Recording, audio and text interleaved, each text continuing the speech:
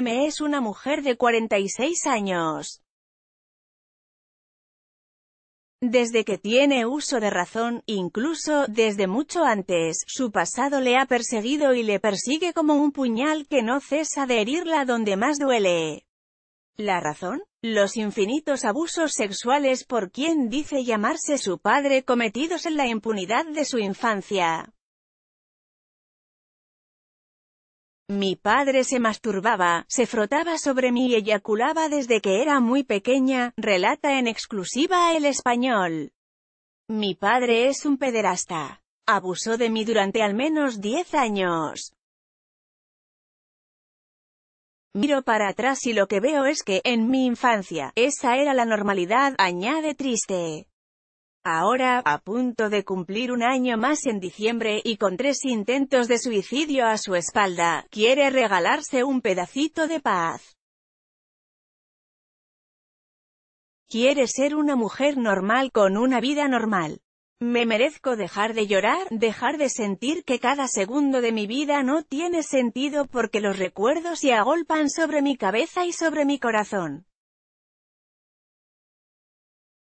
Quiero sentir que vivo, en lugar de sentir que muero a cada instante, relata. Por eso ha decidido romper el silencio y contar su historia a los 4 vientos. Una historia que es la misma que padece una de cada 4 menores en sus hogares. Una historia que es puro tabú social. Quiero que esto deje de estar en el ámbito privado de mi familia, única conocedora de todo lo que me ha pasado y he sufrido, para poder ayudar a otras mujeres que estén pasando por mi mismo calvario, añade decidida. Y es que el dolor que el abuso de su padre provoca en MF es tan inmenso e intenso como los efectos que provocan en ella. Le han roto la vida a pedacitos. Me quedo de repente sin voz, me entran crisis disociativas, pierdo el conocimiento o caigo en coma durante horas. Ese es mi calvario. Nunca puedo estar sola porque no sé cuándo me puede pasar. No puedo trabajar con todos estos episodios de crisis. Me han dado la invalidez absoluta. No puedo conducir, no puedo tener ninguna responsabilidad. Puede que esté hablando tan normal y me caigo redonda al suelo de repente y no sé si voy a despertar o a convulsionar, añade. ¿Qué mujer ve cuando se mira al espejo?, pregunta la periodista. Veo a una mujer que no sabe quién es. A una mujer que no sabe qué es lo que le falta pero que siente que le falta todo. Veo a una desconocida. Nunca jamás pensé que llegaría a esto. Siempre me sentí muy cobarde e insegura. Aprendí a ponerme una coraza para que la gente no descubriese nada. Aprendí a vivir de puertas para afuera una normalidad que nunca existió. Y al final tanto fingir me pasó y me pasa factura. Tanto fingir y actuar no pudo ser. Me estalló todo cuando menos esperaba. ¿Cómo le estalla todo? Un psiquiatra le explicó que los desmayos y los vómitos eran producto de ver a su padre cerca de su sobrino. Cedida tras un año de pruebas, el neurólogo nos dice que lo que me pasa no es neurológico y que me deriva a salud mental. No entendíamos nada. El caso es que me derivaron a un psicólogo y tras 7 sesiones descubre, a través de una de las conversaciones en la que le cuento que acabo de tener un sobrino, todo lo que me pasaba.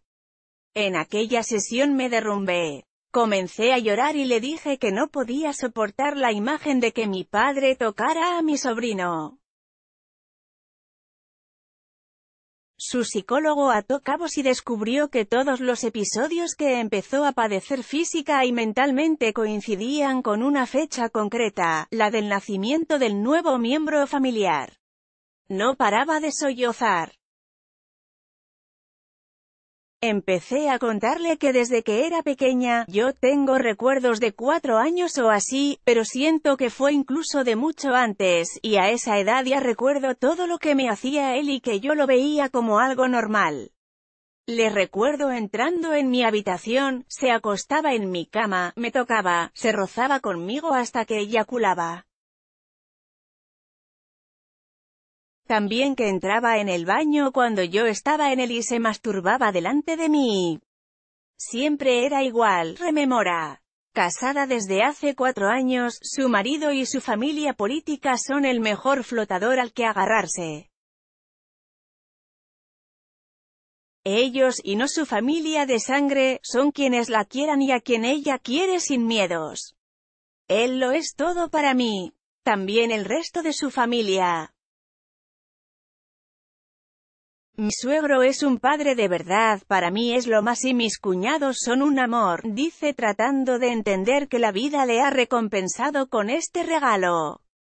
El chantaje del silencio, una familia de ensueño que en nada se parece a la de un cabeza de familia que además de ser un pederasta era y es un maltratador de libro. Mi padre, después de que acabara un curso, me traía la mejor muñeca, el mejor juguete que hubiera en el mercado. Yo no los quería. Cuando venían mis primas y me decían la suerte que tenía por tener todos esos regalos de mi padre que me quería tanto, yo les decía que se los regalaba. Ellas me respondían que era muy amable con ellas, que siempre quería compartir y darlo todo. Para mí aquello era pura contradicción. Yo pensaba que cómo me podían decir que tenía el mejor papá del mundo con todo lo que él me hacía. Pensaba que si él era el mejor, ¿cómo serían los demás? Por un lado me obligaban a quererlo y por otro yo no sentía que le quería. Solo sentía miedo. El miedo que tenía de pequeña a su abusador era tal que prefirió callar su infierno a arriesgarse a contarle a nadie por lo que estaba pasando. Me decía que era un secreto del que no se podía enterar nadie. Y que en caso de que alguien se entere me llevarían al colegio de los niños solos y allí no vería nunca a nadie. Él se encargaría de no dejarme ver a mi familia. Me decía una y otra vez que mi madre y mi hermano se avergonzarían de mí. Era un pavor tal el que tenía a que me pasase nada de eso que reaccionaba abrazando y besando a mi padre para que la gente viera que él era el mejor del mundo, cuenta mientras llora. Hasta que un día decidió que ese sería el último de su calvario. Con 15 o 16 años, no recuerdo exactamente la edad, estando en el cuarto de baño, él entró. Cuando empezó a tocarme no sé cómo lo hice pero le dije que en su puñetera vida me volviese a poner una mano encima. Él se enfadó muchísimo y ahí empezó el otro maltrato. El psicológico. De cara a la galería continuaba siendo el padre perfecto pero luego era un machaque total. Yo era, de la misma forma que lo era mi madre, su criada. La que no valía nada, explica. Entre lo que esta superviviente tenía que oír lo más suave era que no valía una mierda, que era un parásito, y que con la barriga que tenía nadie la iba a querer. Por eso en cuanto pudo se fue de casa. Cuando aquel día salí por la puerta me dijo que volvería, a lo que le respondí que nunca lo haría. Nos repetimos varias veces cada uno nuestra respuesta. Y cerré la puerta tras de mí. Aquel portazo a su vida era el comienzo de una etapa entre la tranquilidad de saberse segura lejos de él y la pesadilla de seguir sintiendo todo sin poder romper los lazos familiares.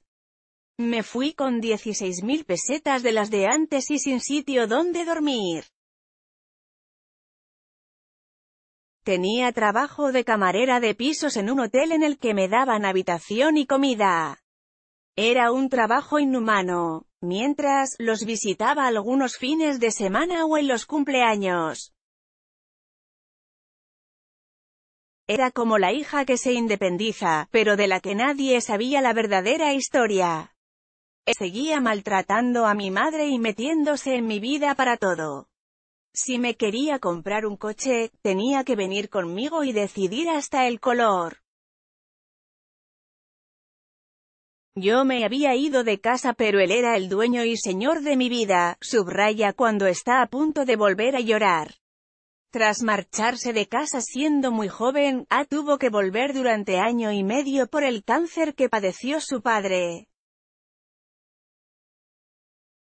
Cedida, más información, cuando tu cuñado se mete en tu cama y no te creen, la denuncia de las hermanas Claudia y Virginia, vuelve la pesadilla al cabo de 3 años de estar viviendo independizada del horror de los abusos y de una casa marcada por la violencia de género. Un día recibió la llamada de su madre.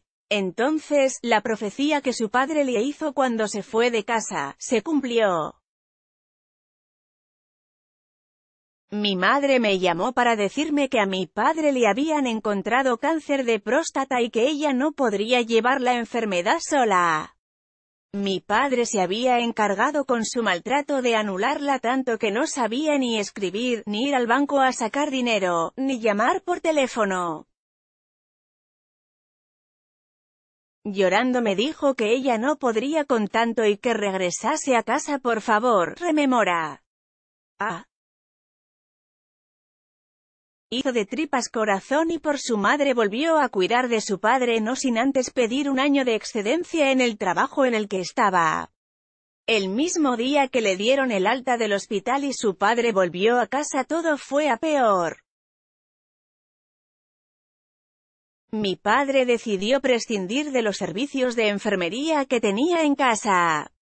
Quería que yo fuese su enfermera. Así que me pasé el tiempo cuidando de él y curando su sonda. Cada uno de esos días, después de curarle recuerdo que me daba tanto, pero tanto asco, que me tenía que duchar. Después me iba con mi coche hasta la sierra de mi pueblo, me ponía la música bien alta y empezaba a vomitar.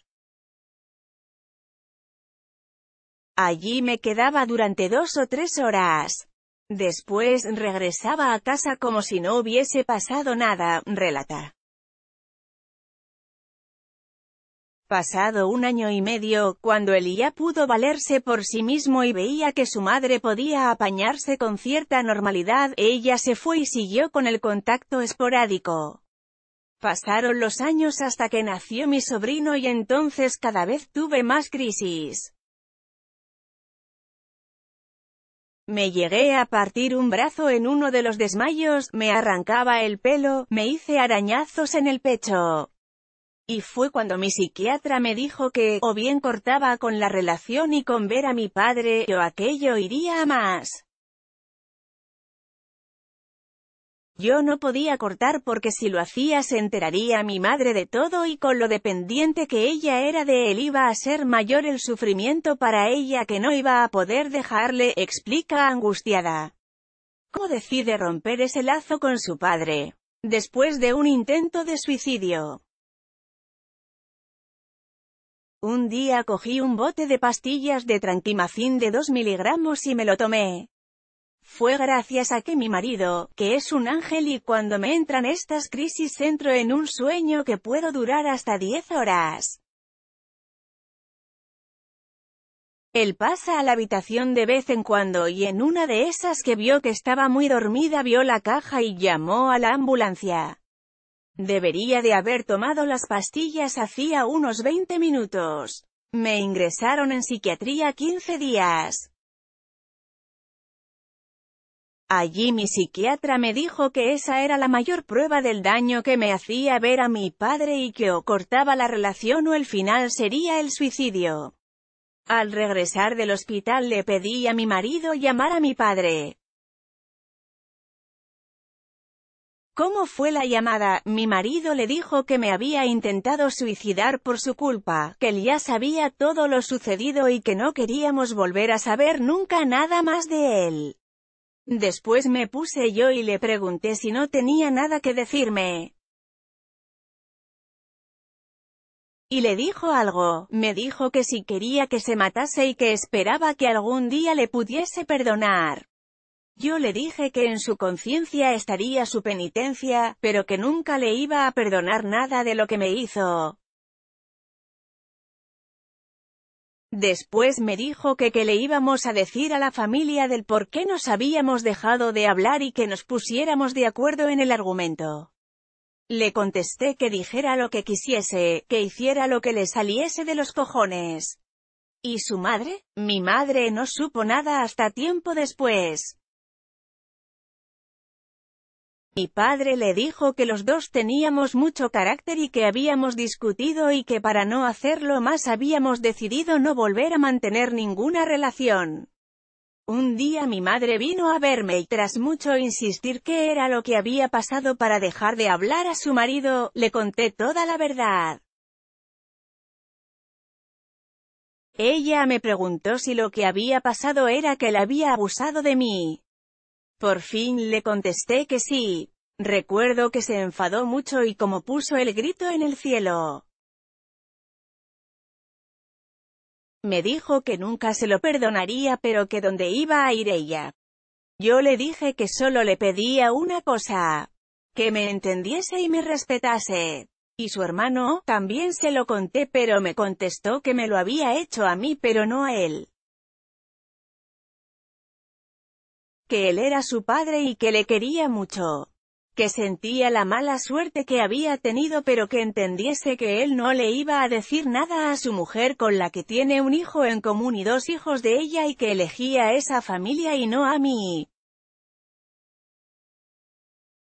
Me ha dejado de hablar y hace 1 año y medio que no veo a mi sobrino.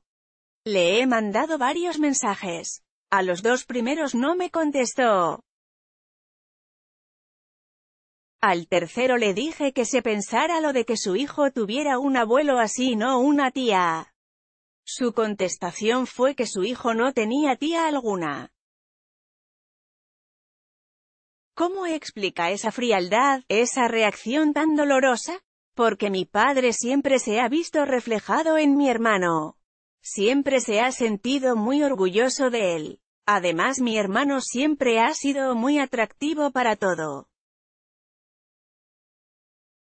Vivíamos en un pueblecito pequeño y desde los 15 estaba muy bien considerado porque era campeón de Cataluña de natación y tercero de España. Digamos que era el famosillo de allí. Para mi padre él era un orgullo y mi hermano estaba siempre muy cerca de él. Él es el niño y estaba cerca de él, y yo como soy la que se parece a su madre pues era otra cosa. Mi hermano sigue viéndome a mí y a mi madre como seres despreciables. ¿Qué es lo peor de su vida? La impunidad. El que mi padre siga con su vida como si nada. Que siga celebrando cada cumpleaños en familia como si nada, disfrutando de mi sobrino, de mi hermano, y yo que mientras esté muerta en vida, sin levantar cabeza o intentado levantarla poquito a poco. Me duele sentirme apartada. Me duele saber que ha sido el cumpleaños de mi sobrino y yo no haya podido regalarle nada y mientras mi padre esté brindando en la cena. ¿Y con su madre qué relación hay? Ella está bien. Nos llamamos de vez en cuando. Cuando la llamo y él está delante hablamos del tiempo y cuando no está mi padre a lo mejor me cuenta alguna cosa, pero tampoco mucho. En un momento pensé cómo podía ella justificar que siguiera con él y dejarla de hablar. Pero yo pienso que sería hacerle mucho daño y que no iba a solucionar nada. Yo me iba a quedar con la misma pena o más y ella iba a pasarlo muy mal. Ellos viven bajo el mismo techo pero sin apenas hablarse. Duermen en habitaciones separadas. Y ahora hablar es la mejor terapia. Hablar es recuperar la fuerza. Es reconstruirme por dentro. Yo sé que ahora anímicamente estoy muy mal, pero sé que este pellizco en el estómago, el del miedo constante, ese no lo tengo. La tranquilidad de saber que nunca más voy a tener que verle, eso no se paga con dinero. El saber que nunca le voy a tener cara a cara es el mejor premio que puedo tener. Saber que no tengo que volver a darle 2 besos, que no tengo que oler ese olor tan nauseabundo, eso es mi libertad. ¿Aconseja a otras mujeres hablar y sacar todo a la luz como está haciendo usted? Creo que hacerlo es dar un paso hacia adelante. Es una manera de coger armas para poderse defender, para que te puedan ayudar y sentirse un poco mejor. En mi caso, hablar y sacar todo del silencio me ha dado paz. Me gustaría que otras mujeres supieran que si cortan por lo sano no es tan grave como parece. Yo pensaba que se iba a acabar el mundo y he comprobado que esto no pasa.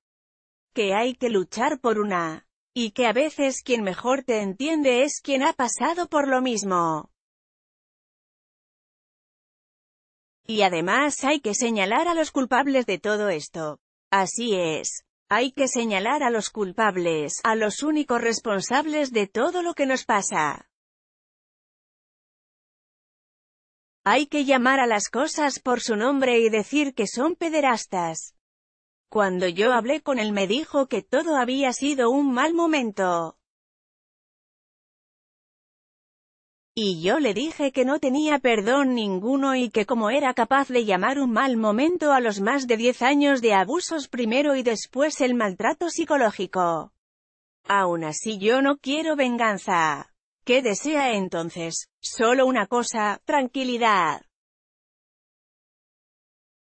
Deseo, a punto de cumplir los 47, que por primera vez en mí solo haya tranquilidad porque hasta ahora no he descansado ni un solo día. Si pudiera imaginar su vida dentro de un año, ¿qué le gustaría que hubiera de diferente y de bonito en ella? Me gustaría ser una pareja plena en todos los aspectos. Hace meses que no podemos tener relaciones porque es superior a mí. Me avergüenza ver una película o ver que haya una simple escena de sexo. Me gustaría poder viajar juntos, disfrutar, tanto del sexo como de la vida cotidiana, ver a mi marido feliz. Solo añoro el día a día de una pareja normal. No queremos tener hijos y no queremos ataduras, económicamente no nos falta de nada y nos podemos permitir algún capricho.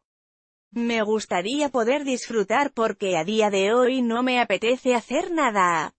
Así que con imaginar la normalidad ya me basta y me sobra. Mientras AFM empieza a pasar de la teoría a la práctica con esa visión, ha decidido dar un paso más. Quiere aprovechar este encuentro con el español para comunicar que ha abierto una cuenta de correo electrónico para recibir las historias de otras mujeres y hombres que hayan pasado por lo mismo. Yo sufrí abuso infantil @gmail.com. Aunque no pueda cambiar sus vidas y ayudar todo lo que le gustaría, se sentirá útil por poder escucharles. Que así sea.